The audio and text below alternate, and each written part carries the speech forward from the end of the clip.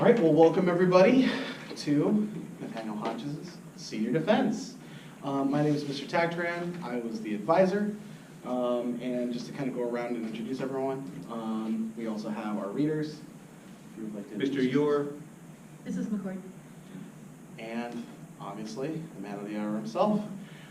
We are here to discuss Nathaniel's senior thesis, which is titled, "To Influence a Man is to Take His Soul." So, to get started with this, Nathaniel, if you'd like to just give us a brief little introduction into what led you to explore these texts and with this particular thesis in mind. All right. So my thesis is about how influences, specifically the conflict between good and corrupting influences, leads humans to make poor choices with their souls. So my thesis was originally going to be about how the act of trading one's soul for earthly pleasure leads one to a miserable life. But as we read Dorian Gray in the pilot program, which I was a part of, I saw how manipulative Lord Henry was and how much like the devil from Faust he was. So I thought I could use my knowledge of the German language to lead to some new connections. And so I'm using Picture of Dorian Gray by Oscar Wilde, Confessions by St. Augustine, and Faust by Goethe. Okay, good. I guess to get us started with the opening question, which is kind of like the tradition for the advisor to ask that first one, one that I think would be kind of important, especially given the title, is what kind of led you to choose that quote? Because it is a quote from Dorian Gray in the, well actually it's not Dorian, I'm sorry, it's Lord Henry that says it, right? Yes. In the portrait of Dorian Gray, to influence a person is to give him one's own soul. And you talk about that in the first few pages here. So for the benefit of our readers and the audience, could you just explain a little bit more about why that made it into the title and how that becomes the center of your thesis? Yeah, so we talked a lot about Lord Henry in the pilot program and how manipulative and how he was the driving force that led to Dorian's corruption. And Miss Gallant in particular was very adamant in her dislike of Lord Henry. Mm-hmm. And he makes these grandeur statements that sound so profound, but as Oscar Wilde calls it, they're actually just these poisonous theories that nudge Dorian towards corruption. Okay, and so with that, the first few sentences in the paragraph at the beginning on page 1, looking at it, as you begin to give your analysis into that actual quote, you say, "But it's spoken by Lord Henry, therefore it is false," which is a conclusion we kind of came to in the seminar. For the benefit of everyone that wasn't here, why can't we trust Lord Henry? I guess is part of my opening question then, now that we have that background.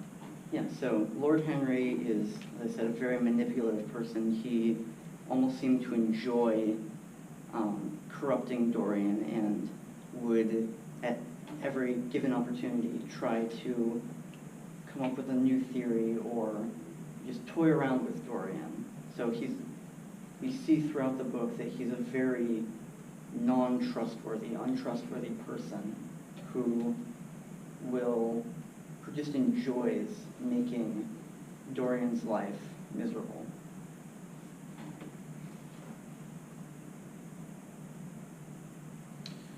Is there a particular reason why he does this, or is it really kind of, like, do we have any insight from any of the characters or from Wilde himself there as to why he does this? I can't think of anything off the top of my head, but he does.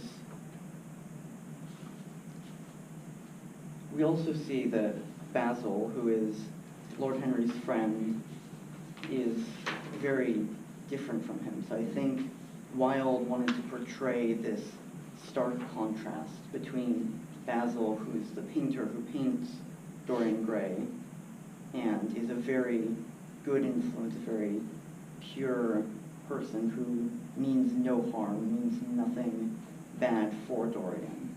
Whereas Lord Henry is, as I said in my introduction, seems very similar to the devil, like a little devil on your shoulder who tries to corrupt you.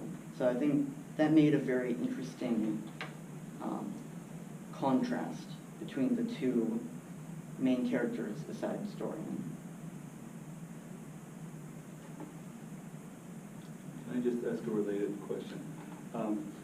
Because I'm getting the feeling here that because of this seminar that there are certain things that conclusions you arrived at in there. And there were some questions I had about in the paper, and maybe that's where they came from. One of them is on page 3, at the end of the first big paragraph. Henry says that he thinks of influence as giving one's soul to the person influenced, which is what we're talking about. But this whole speech is a shot in the dark from Henry to see if anything will happen. And my question there was, how do you know? But maybe that's where it's from, is from that seminar. Oh yeah, it was something that we talked about, but go ahead. Yeah. So we see as soon as, so the book begins with a conversation between Basil and Lord Henry about Dorian. And Lord Henry says, like, oh, I would love to meet him. I would love to see why Dorian influences you so much, Basil.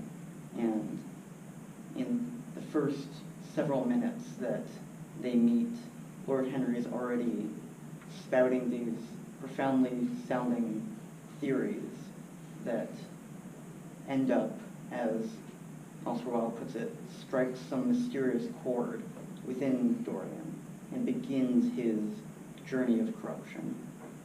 So he doesn't believe what he's saying, he's just saying it to mess with him. Okay. Yeah, and kind of going along with that, maybe take a step back to and explain influence, because and as like a really simple question with that, I'd go, does Basil influence or is influenced by Dorian? Mm-hmm. Yeah, so I think there's influence going both ways in Dorian and Basil's relationship, because once Basil meets Dorian, all he draws, all he paints are pictures of Dorian. And so Dorian begins his relationship with Basil influencing Basil, but then as their relationship continues... Unintentionally, it sounds like. Yes, unintentionally. As their relationship continues, we see that Basil, sometimes intentionally, sometimes not intentionally, being a good influence on Dorian to oppose Lord Henry's influence. Is that why he hesitates to kind of introduce Lord Henry to Dorian at the beginning? Yes, I think that definitely is. Where was it? Basil says that he feels that even when he shares Dorian's name, it feels like he's giving up part of Dorian to Lord Henry. So that's on page 2, right? So Yes. that one quote beginning, when I like people immensely, I never tell their name to anyone. Right. It's like surrendering a part of them. Good.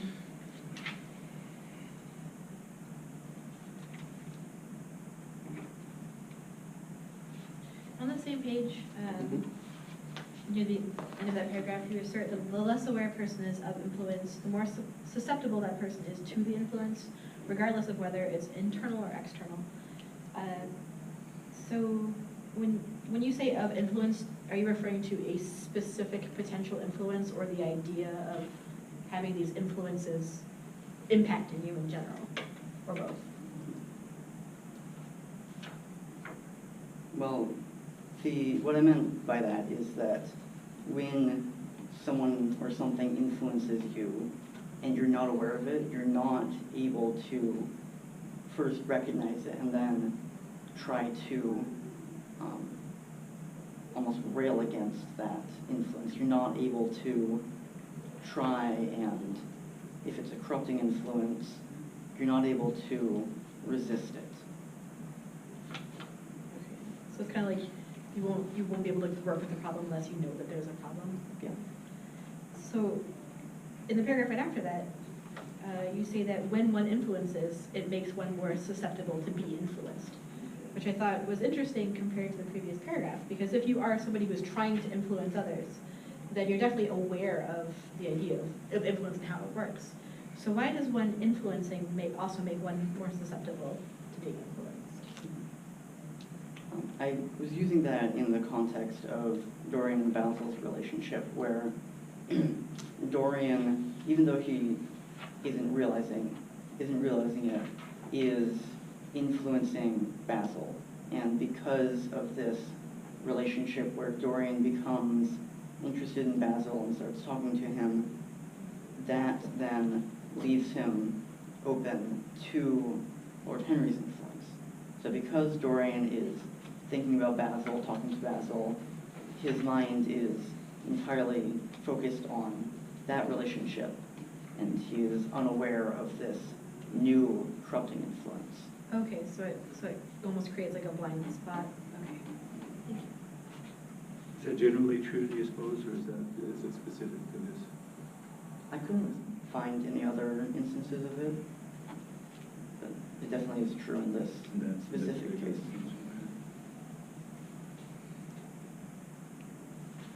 And maybe this is also moving us forward through the paper a little bit too, but what about good influences? Because you talk about being aware of them. If we're not aware of a good influence, perhaps one that's going to like help us, or literally to use your words later in the paper, purify your soul, right? Purify those influences that are corrupting you and kind of remove them. If we're unaware of it, then we can't put up a resistance. Is that necessarily like a good thing? Should we be aware of that, or? Well, in Dorian's case, when he is unaware of these good influences, it's after he's already been corrupted. Mm-hmm. So at that point, he wants to stay corrupt. He wants to resist those good influences, but because he is unaware of them, he is unable. So whatever internal influences you have, you will want to resist the opposite influence. So if you have good internal influences, you will want to resist corrupt influences, and the other way around. Okay. So again, not making a judgment statement about those, it's just really about like there is a movement. If you are tending towards corruption at that point, you're going to be resisting actively against the good. Yes. Okay. Got it.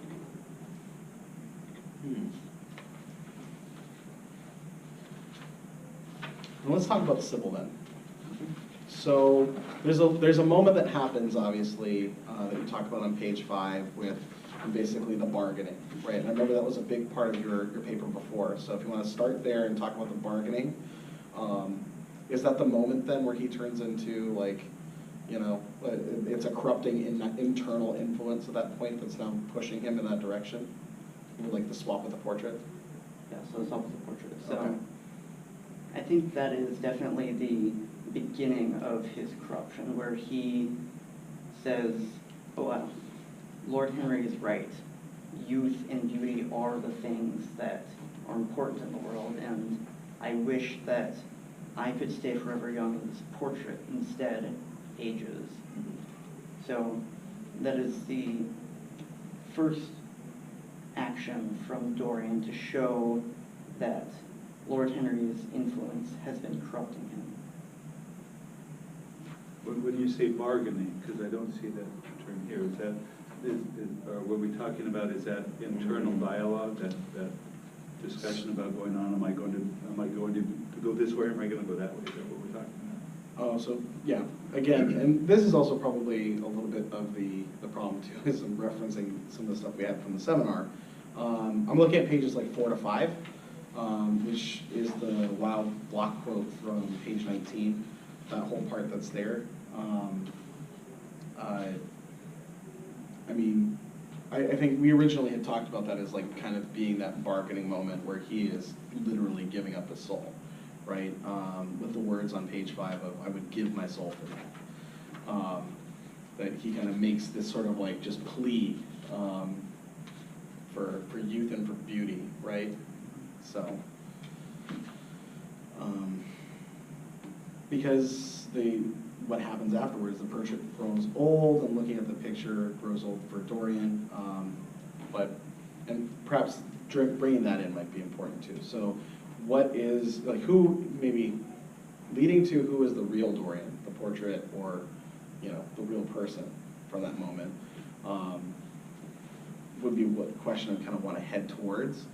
But you know, what changes within Dorian at that moment when he kind of says those words? You kind of gave a reason for why he does it. It's because of Lord Henry's influence.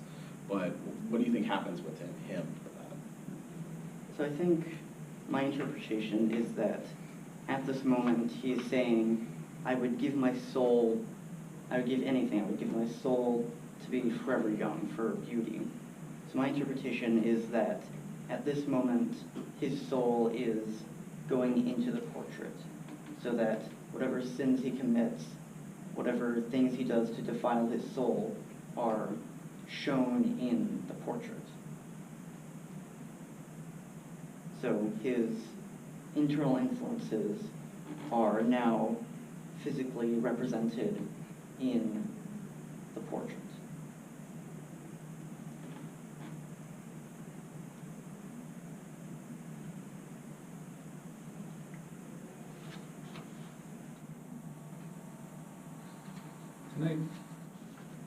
I don't know if I'm changing the track here. Or No, not, that's fine. But let me go back to page 1 and I'm just going to ask a question. I started off because you start talking about these influences on the soul, the internal influences, external influences on the soul. And right away I wanted a definition of soul, but you didn't give us one There's a little bit until of hints, yeah. till the last paragraph of the paper. And I wanted to know what your thinking was there. Why did you wait until then to try to discuss that? That's definitely a question I struggled with while I'm writing the thesis, because it took writing the paper and seeing the different uses of the soul by the different authors and how they interpreted it to figure out, okay, what exactly is a soul? I don't think I've conclusively come up with an answer. No. But you approached it in that final paragraph. Again, I was just kind of wondering, was it because you didn't know where you were going, or did you deliberately delay giving us some sort of definition, or at least some definitions of it until the end? Well, while writing the paper, I was still trying to form that idea of what exactly is the soul, and I don't think I was able to cohesively come up with those definitions until the very end. Okay. And so looking at the back end, towards the conclusion, it's after you bring in Augustine as well. Because I know that's definitely part of his language, that. Just to kind of jump from the beginning to the end there. Because you're still even asking it as a question, but what exactly is the soul? The On beginning 17. sentence of the last paragraph. So the soul isn't the eternal part of the human that persists after death. Goethe, however, seems to be showing that the soul is the entirety of the human, and Faust can bargain that away. Soul acts as a mirror for humans. Within that, what are you thinking now about souls? Maybe not so much like the utility or the other purposes that we were looking at, right, with the influences and then how that can corrupt a soul, maybe beyond the part of bargaining or because of bargaining. But what is that thing that they're giving away then to you? And if you need to sit with that for a second, that's totally fine.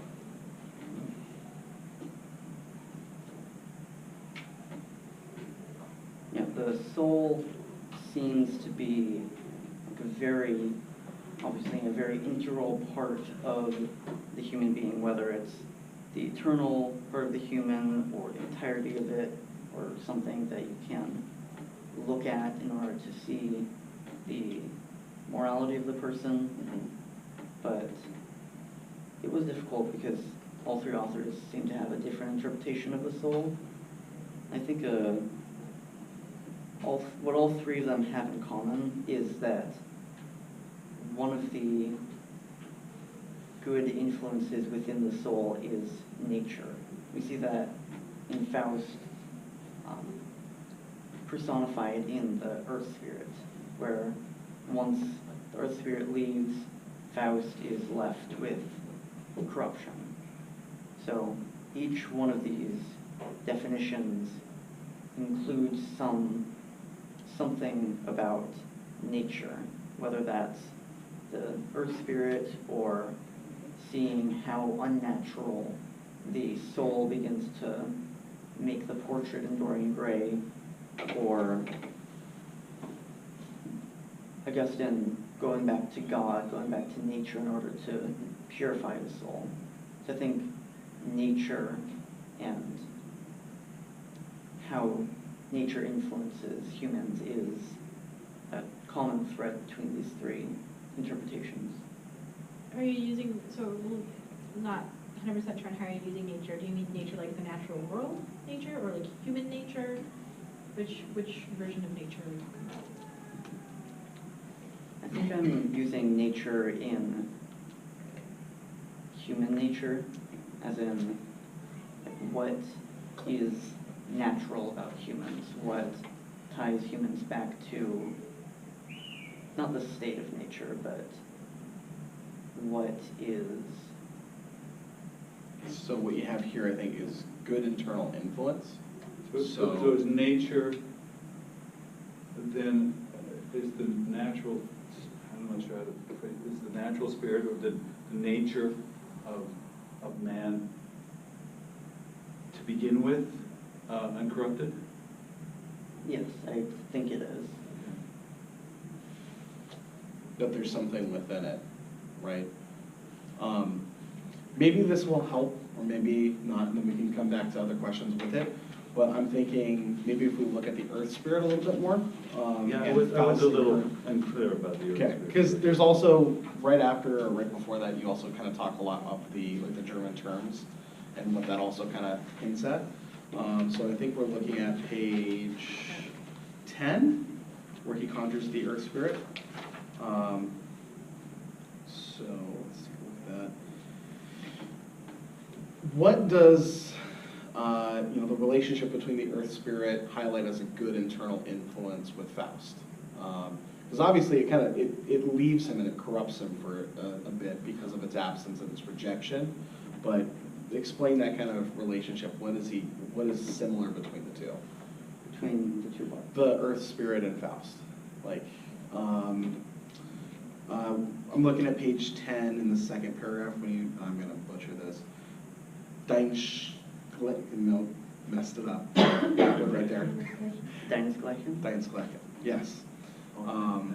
What part there with that word choice notes a similarity between Faust and the earth spirit, and whether that's true or not?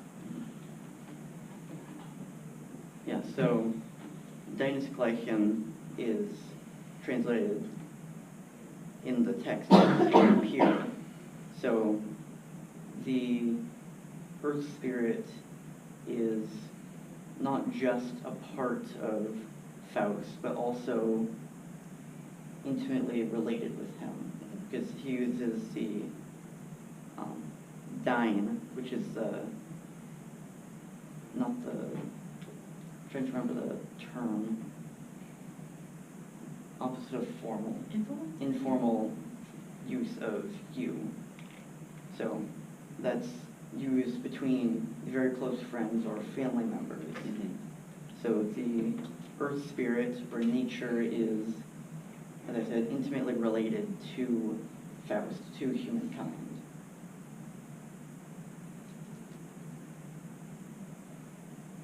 What's the earth spirit's take on that?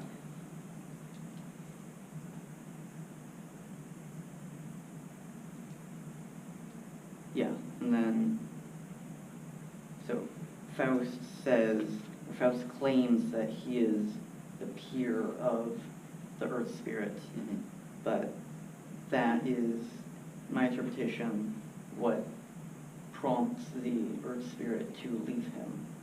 So the Earth Spirit thinks that in some way he is above humankind, he is above Faust.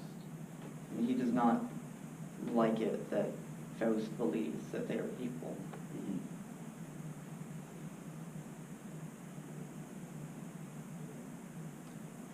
So,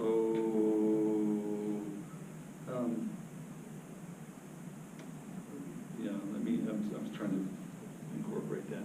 Said the last sentence on the second paragraph says, Faust wants to gain knowledge from this spirit of nature. But instead, the spirit acts as a mirror for Faust. Faust sees a mere spirit telling him that he is all he is.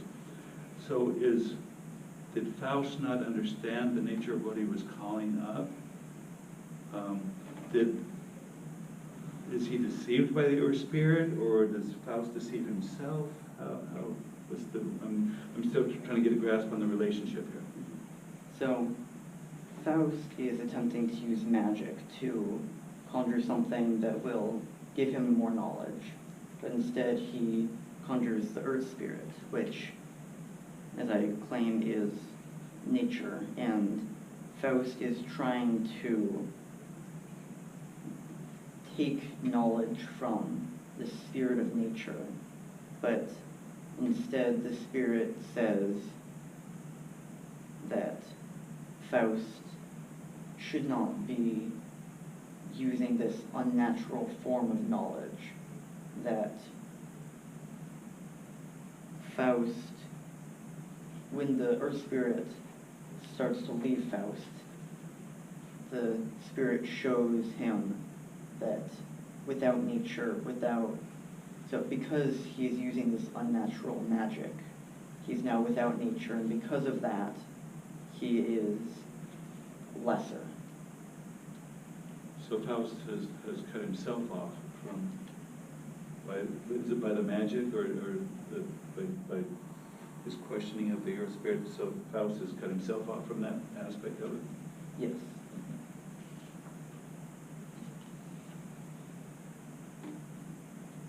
If we're saying that the Earth Spirit, I think you're talking about how this is no actual external influence, rather his internal competence being shown through more physical emblems. If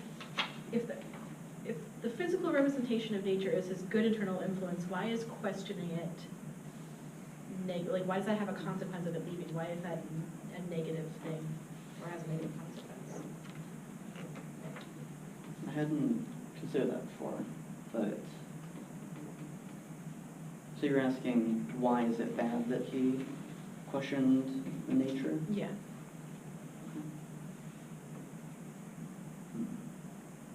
Is it his questioning that's causing the conflict here? I don't know if it's the questioning or if it's him asserting that they're peers that's causing the issue, or. I think it's that he, by questioning the Earth Spirit, by desiring to gain knowledge from nature, he is placing himself as nature's peer, which is what the Earth Spirit does not like. Okay. Is it okay that the Earth Spirit doesn't like that? I mean, you discussed the Earth Spirit being essentially the positive thing, the positive influence. So, it is, again, I'm trying to get the relationships here. Is it that, and maybe I just answered my own question, is it that by the questioning, by having called the Earth Spirit forth, that he's cutting himself off from that? That he's cutting himself off from the Earth Spirit, from the good influence? Because you do talk about how once the Earth Spirit is gone, he's left with his corrupted nature. So rather than the equal. I don't know if I phrased the question in there or not. So I was trying to expand on yours. Did I take us astray? I think I actually got some answers on page Okay. 13. Its want for knowledge is a good internal influence, but the magnitude of this desire borders on a corrupt ambition.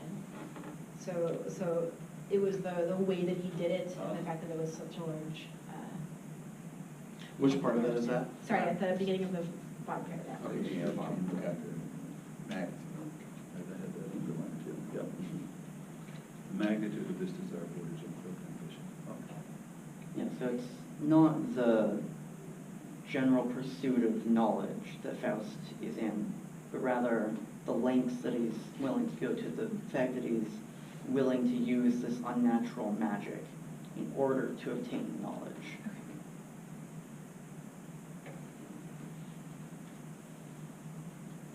Maybe this is related to, again, same page 13. The last paragraph, the last sentence of the first paragraph. He said, the spirits of nature have abandoned Faust. Are we referring then to the earth spirit? Yes. The spirits of nature have abandoned Faust. However, the spirits say that Faust has worked for their pleasure. I was unclear about that. So once Faust goes out of the city and then brings the poodle back that turns into the devil, there are spirits outside of his door that don't want to go in because they don't want to get mixed up with Faust's dealings with the devil. But I believe what the spirits are saying there is that they won't get involved, but they also won't add to his struggles, because I'm not entirely sure what they meant by work for their pleasure, but in some way Faust has pleased these other spirits. Earlier in that paragraph, he said, third line down, page 13, the poodle starts barking, trying to stop me from turning back to the good path, the path of knowledge. So my question here is the good path and the path of knowledge the same thing? Are we equating knowledge with goodness here? Yes. And if so, okay. then we come back to the question about the magnitude of the question at the bottom. So sorry, go ahead. Yeah, so this, as his good influences are starting to rejuvenate in place of the earth spirit, he's going back to this good pursuit of knowledge. He's reading the Bible, trying to figure out what it means. So he's going back to a more natural pursuit of knowledge. Okay. So would that be like the pursuit of knowledge within the bounds? Okay, got it. Like what's acceptable, I guess we could kind of say. I know you don't talk about this at all in the paper, so it's not there. But like, it's like magic cheating, or so to speak, like trying to get the answers without understanding or having the wisdom to go through it. Yeah. Okay. Skipping to the spark notes instead of I learning. just want the answer. I don't need it. I don't need to know how I got there. Okay, Right. yeah. Yeah. Because that's interesting, especially as you brought that up, Mr. Ewer, like the good path, the path of knowledge. Is like the way, this whole thing is about knowledge, Yeah. but I guess it's in the way that you get it, then, right? Okay. Interesting. Just for one second clarity, is their hair God? Is that what those were? Okay. Yeah, that was one of my first questions too when we started reading. I'm like, I assumed that. I double checked like with Dr. Nash too, and I was just like, I think, yeah, okay, good. Okay. Yeah. I just wanted a distinction between this god and the god in Augustine. Oh, got it. And it's written that way within the play, within the text that's there. It's, throughout, so. And it's, it's just like, the colloquialism would be like, Lord, Okay. right? So, for us.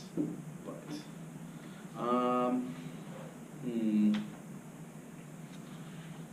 maybe, I think, because we're looking at time, let's head to Augustine then.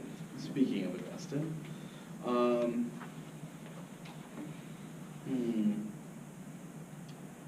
Maybe let's just set the context for everyone in the room. We'll just start with just going through the parts that you looked at within Augustine. What stood out from that text as it relates to influence that we've been discussing so far? So the one part, I'll try to find it, but when he talks about friendship, that was a good discussion we had in Humane Letters, where the boys that Augustine makes friends with are a bad influence, a corrupting influence on Augustine.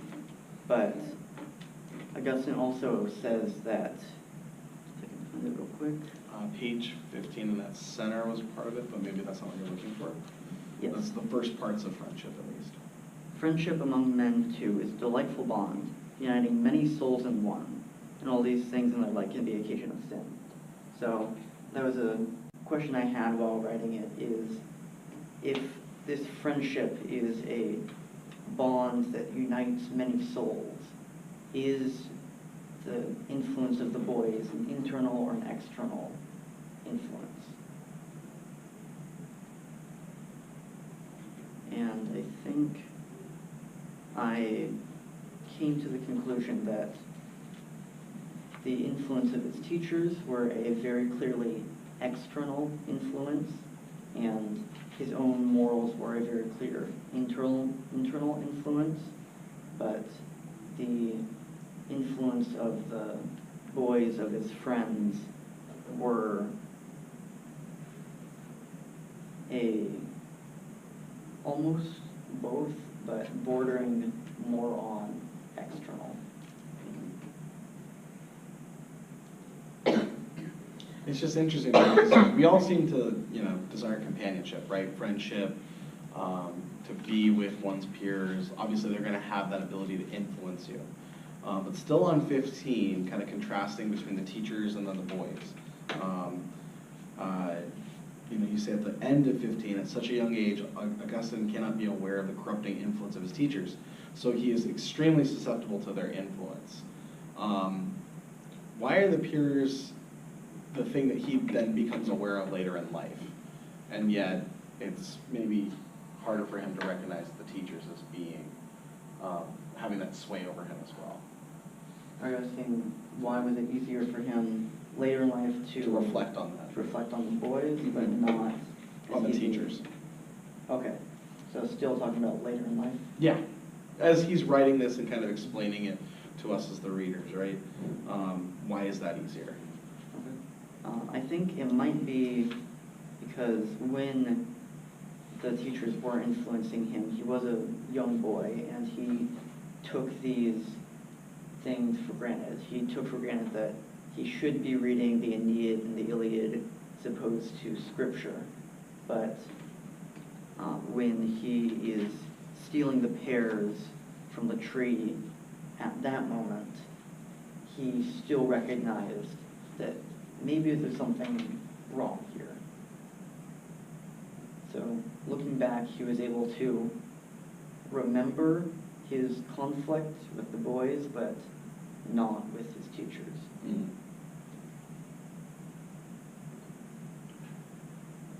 I have a question about the internal and external influences. And Augustine sort of focused, well, I don't know, focused for me, but maybe it kind of brought it to my attention more. Because twice you said on page 14, I think it was the first sentence of the second paragraph, Augustine starts his life with corrupting external influences that corrupt his internal influences. And then again on page 16, bottom paragraph, you say, Augustine begins with corrupt internal influences. And I'm wondering, and because earlier we were talking about, so when we were talking about Faust, about the beginning nature of Yeah, it was like in the transition. So I guess my question is, if Augustine begins with corrupt internal influences, had they always been there? Did he acquire them somewhere else? Or did they, it seems to me that those must have come from external influences in some place, especially based on what we were talking about earlier about the nature. If nature is a good internal influence, do we all start there, or is it possible to start with corrupt internal influences? That was a very roundabout, multifaceted question, but That's okay. I don't think I understand what you're saying. but basically I want to clarify what all those things are. Yeah, so what I meant there was when he was born, he was a pure soul. And then at a very young age, his teachers acted as corrupt external influences who convinced him of these corrupt things. And then his internal influences become corrupt. But he does still have that little voice in his head saying, these pears do have beauty, maybe we shouldn't be stealing them. So that's what I meant on 16 when he begins. What I meant there was after his teachers, when he begins to grow up. So there was something inherently good within him, it just got covered up by the teachers, right? Yes. Okay. And then a little bit further on, I don't know if you still agree with this, but, and maybe you do, it says, however, his internal influences are not entirely corrupt. Why? What saves Augustine? Yeah, that is a... Well, and that was my question too. Yeah. Because when I got to the end of the first, of the top 3 sentences on page 17, it is this conflict that causes Augustine to make his ultimate poor choice with his soul. He lives in a life of sorrow after his friend's death, which torments his soul. Then I've written what eventually reverses this, which is your question. Yep. What saves him in the end? What saves him in the end? So, after his friend dies, he begins to realize this is a miserable life. I don't have to live like this. I'm deifying my misery instead of God. And I can't remember if this is the exact timing, but he eventually rejects this religious group that he's in and begins to convert and read more scripture and follow, in the end, as he says, the correct path of God. So it's his worship of God in the correct way that begins to purify him, and through that he realizes his previously corrupt influences.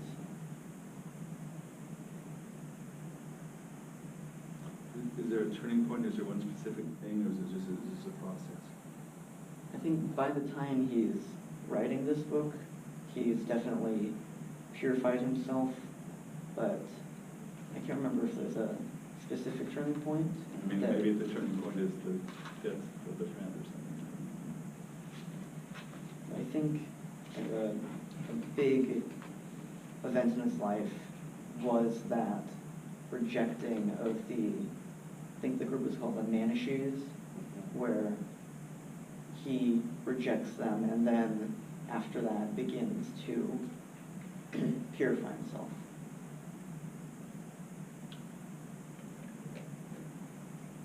I think with Augustine, he's probably the one that's, closest to having the happiest ending, right?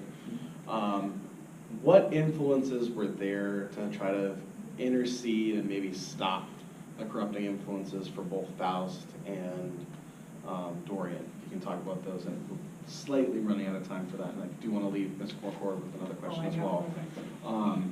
But I don't know if you can get those really quick, or if not, we can just go to Mr. McCord's. But I was a little bit interested in that, since we're talking about how Augustine was saved, at least purified, the way that you described it before, from those corrupting influences. What are the things that tried to redeem those other two characters? Ultimately, they're going to fail, but... Yeah, so for both Faust and Dorian, I think it's the women so for Dorian, that's Sybil, and for Faust, it's Margaret. They both fall in love with these young girls who act as their good internal influences, or external rather. And what is that actually motivated by, actually? I just saw this on page 15, and it was something that we didn't talk about too much, but I was like, oh yeah, that's a common theme.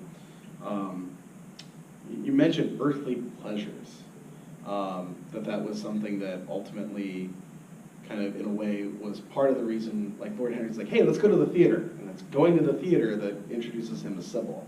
And it's kind of the same with, the deal with Mephistopheles, right? Through that, Faust is like, yeah, I met this girl. I really like her.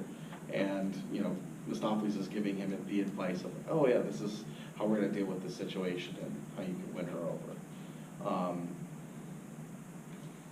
Sorry to interrupt with that, but would you agree with that statement, that it's kind of like these earthly pleasures have a chance to redeem them? Ultimately, they don't, but they have this chance to redeem them. Is that what you kind of saw happening with those, or? I think that like both Faust and Dorian are drawn to these women for originally earthly pleasures. Dorian likes the way Sybil acts, and Faust thinks that Margaret's beautiful. But then, once they get close to these women, they start to try, at least, they start to recognize their corrupting external influences and attempt, but ultimately fail in rejecting those influences. Do they resist it then? Yes. Okay. Unless there's any other follow-ups with that, I think we'll go with Ms. McCourt's. My Go for it. last question, my biggest question is about your title. Because it says to influence a man is to take his soul. It does not say to influence a man into corruption is to take his soul. It just says influence, period. So is any kind of influence, even a really, really positive influence, to take a man's soul? That's my question. Okay. So that, my title directly coincides with my thesis, that it's specifically the conflict between the good and corrupting influences that take someone's soul, that lead them to make poor choices. So it's not just a singular good influence or a singular corrupting influence, but with all three of these characters, it's the conflict between the good and corrupting influences that lead them to throw away their soul. So if Dorian had made other choices, if he had rejected the influence, his soul would still be there, no soul would be taken. Yes. Okay, I understand. Okay. Clarifying question. Mr. Ure, anything else before we turn it over to the audience? No, without starting up a whole new train of thought, so let's. Okay. We can always come back and revisit those depending on how many questions our audience has. We'll open up to you guys, though. We'll open up the floor if there are any questions that you have based on what we were talking about so far.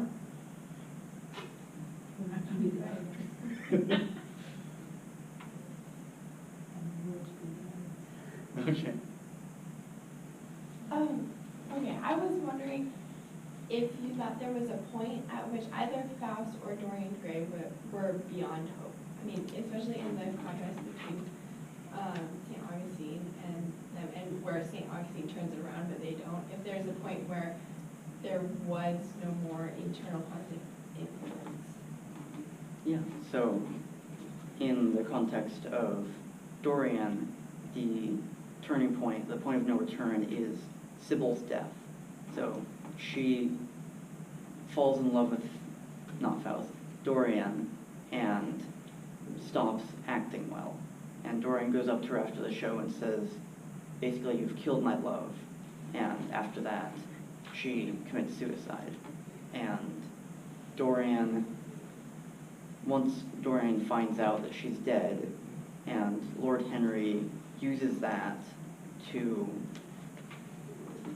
influence him even more, I think once that external influence is gone, then it's downhill from there.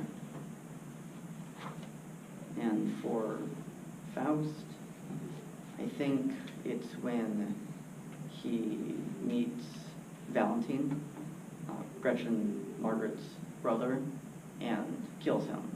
So that's when he realizes that there is really no going back. And he's killed so he might as well use Mephistopheles' influence to do whatever else he wants.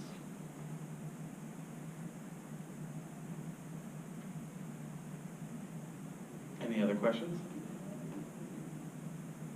I just want to clarify, Mr. Hodges, were you referring earlier that women are evil? Is that what it got from No. those quotes? No. It's kind of the opposite. Oh, okay. At least as I interpret it, but go ahead. Okay. Yeah, so the two corrupting external influences, Lord Henry and Mephistopheles, try to use the women and the earthly pleasures that they can give as a corrupting influence, but both of the women act as good influences on the men. It's only after they die or are killed that the characters become corrupt. And it kind of goes along with what you're saying at that point where they become aware. It's like, wait, this is good for me. No, I'm going to resist this. And, you know, like Dorian says, like the one thing you're going to say to someone that you care about is, you have killed my love, right, for you. Pretty drastic. That's a pretty strong resistance. Any others? So after doing all this reading and writing about souls and external and internal influences, how do you feel that your soul is, and how is it going with the influences in your life? Good question. Don't Or we think, can talk about it over dinner. don't think I have many external corrupting influences, I think. Surrounded I have myself not done with, my job well. I think I've surrounded myself with very good external influences that have, in turn, made my internal influences good. But I think as a follow-up, how does one prevent those from happening? I know it's a little bit outside the scope of the paper, the things that you had looked at, but seeing that as like a continuation or the next logical step, how does one prevent the loss of one's soul, so to speak, from this influence? Making sure that the conflict goes in the favor that you want it to, or in like an Augustine sense. If one gets into conflict, how do you avoid that? I think you have to be aware of the influences before they start to corrupt your internal influences, because once your internal influences begin to become corrupted, it is more difficult to see those influences, and it's harder to want to reject the corrupt influences. And then if I can map this out, it sounds like, based off of our discussion, where we've kind of come to, is that we start off good, right? We have that internal good influence. Something comes and shakes us up with an external corrupting influence, and that flips the internal. And then from that point, there might be some redemption, Augustine, or you're not going to be redeemed. You're past that point of return, despite the efforts, despite the movement. In the positive, you resisted enough, your internal corrupting influence now resisted enough that it's lost. Is that kind of like the whole map of how this is going to work out? Internal good, then external bad, internal bad, external good, and then that's that like conflict as it kind of moves? Yeah, Okay. I think that's a good summary. Cool. Let me just ask a question, which is, since we're outside of the scope of the paper in some ways, I'm more familiar with, and this is just for my own information, I'm more familiar with the opera of Faust than I am with the actual novel or play. And in the end of Faust, as I remember it, the last scene is the angels are carrying Margaret up to heaven and the devils are dragging Faust down to hell. Is that the way the novel ends or the play ends? Yeah. Pretty much, okay. It's actually, The second act, right? yeah, Yeah.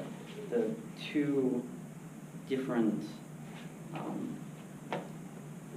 versions. There's the Urfaust, which was basically the first draft that Goethe wrote, Faust, and he changed one very specific word, gerettet, or gerettet, I think.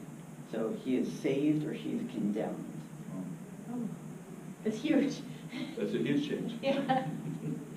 Well, and you said something about that in the, Yeah. you remember that, Actually, I think it was talking about Margaret.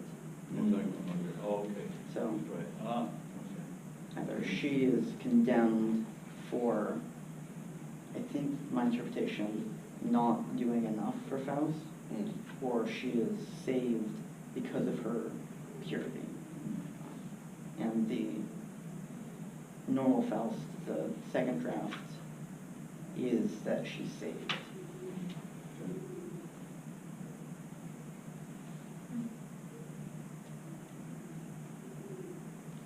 Oh, man. Still looking at the clock, so we do have a little bit of time. Anything else for us to record? Audience, bouncing back to you guys. I don't want to just keep taking all the extra questions. But, no, and your little summary there, because that was one of my questions that if we have more time to go into, was your last paragraph, your next to the last paragraph, you're talking about Dorian starts out with corrupt internal, or not incorrupt, the way they all start out. And I'm wondering if that was still true, but then it was Augustine started out with corrupt ones and then ended up with incorrupt. I'm just wondering if that still holds true after what we've been talking about here, because Mr. Tatron plotted out sort of a timeline about we start out good. I guess my question is, does anybody really start out with corrupt influences? Or is there,